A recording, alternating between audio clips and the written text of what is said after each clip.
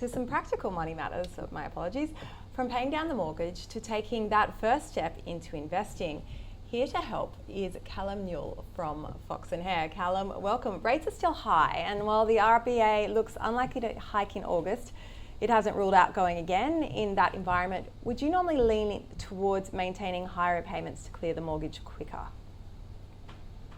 Yes, good question. And look, to answer it quickly, we not necessarily. Probably the most important thing is to, with the rating, if they do drop down, repayments drop, is to not increase those lifestyle expenses. So that'd be first and foremost from my side.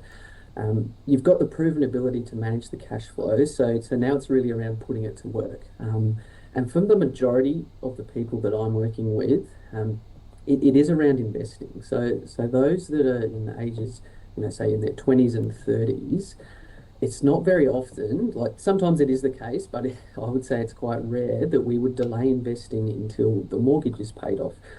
So what's really important here is to make sure that any additional money that is coming in is put to work accordingly.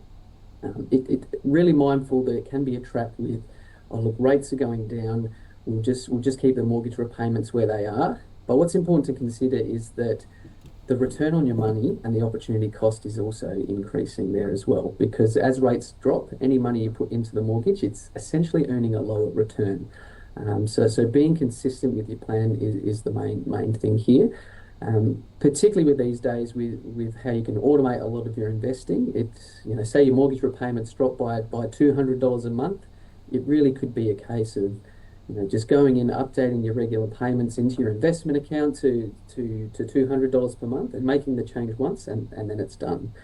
But really mindful that we don't want to be going too hard into cash or paying down the property if it's not in line with the broader goals with our members.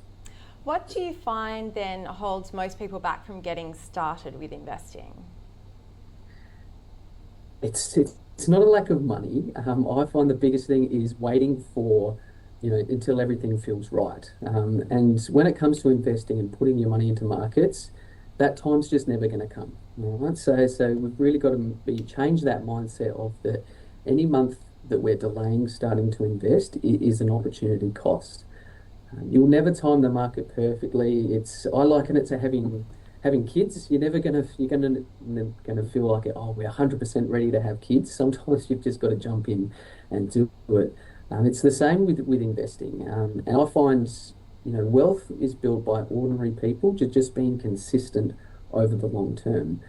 Someone that maybe invested, and I use the example of March 2020 during COVID, if someone just invested a lump sum then, sure, that was ideally a really good time to invest because markets have rallied strongly since then, but they actually wouldn't have done as well as someone that's consistently invested, say $2,000 a month every month over the last 5 years, and that is how I see a lot of our members that are building wealth. It's really around being consistent, and just getting started. So I'd say the biggest thing that holds people back is afraid of making a mistake, but I'd reframe that as, well, every month that passes, it's an opportunity cost, and ironically, sitting on the sidelines is what actually delays building that wealth over the long term. And you work mostly with Australians in their 20s to 40s, and you sort of mentioned that sort of waiting for the perfect time, and it's not about waiting for the perfect time. What's on their minds right now, particularly in this situation where we do have, very volatile markets and an uncertain economic outlook? It's always the same things. There's always news headlines saying, "Oh, now's not the good time to invest." There's always a conflict. There's always some share market that is looking a little bit shaky at the time.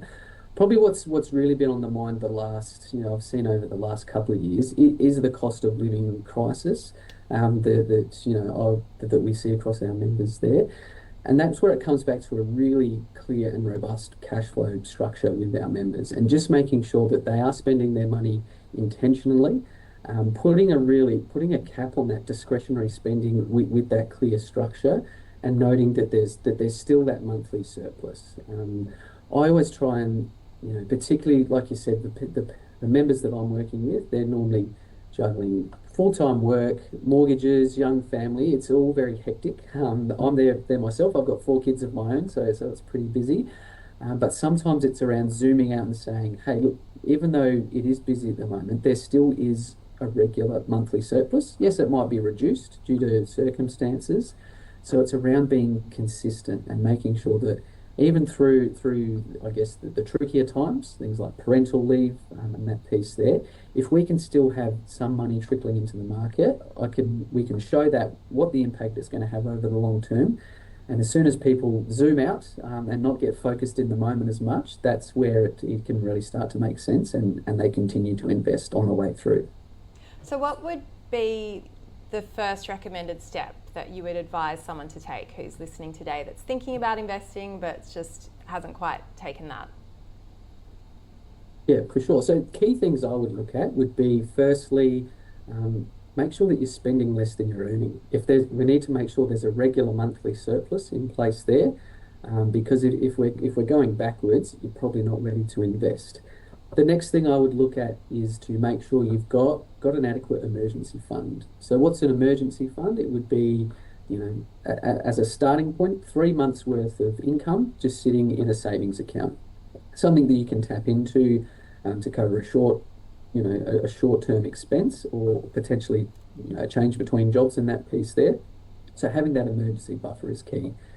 The next thing I'd look at is, do you need this money for the next 7 years? Ideally longer. Okay. So things like if you're saving up for a big holiday next month or next year, or there's a property purchase on the horizon, say in the next 3 years that you need a deposit for, probably wouldn't want to be investing that. But if there are funds that you don't need to touch for that longer term, definitely now's the time to start investing. So in summary, we want to be spending less than we earn, have an emergency fund, and have no need for the cash for the next 7 years. Well, certainly some food for thought there, Callum. How many of your clients would you say actually do spend less than they earn? 100% of them. Okay, over the long term. Look, there are some scenarios where the big one that we see is during that parental leave phase. So if someone's taking the time off work, we would see a reduction in income. But again, we can map that out over, say, the next 12 months that they're planning to have the time off and say, okay, this is going to cost you, let's just say $12,000. Okay, negative cash flow of $1,000 a month for 12 months. Once we've set that money aside and it's sitting in cash, we can actually continue to invest during parental leave. Yes, we might be going down, but we know it's a short-term thing. So that's a common scenario where I'd see it there. But yeah, ideally, we get all of our members to be cash flow positive, and that's through helping them with the big decisions in life, which is around getting the cash flow structure set up properly. Probably the number one thing is not over purchasing on property. That's the number one reason that I'd see that people lead to getting into stress, is to go too hard on the mortgage.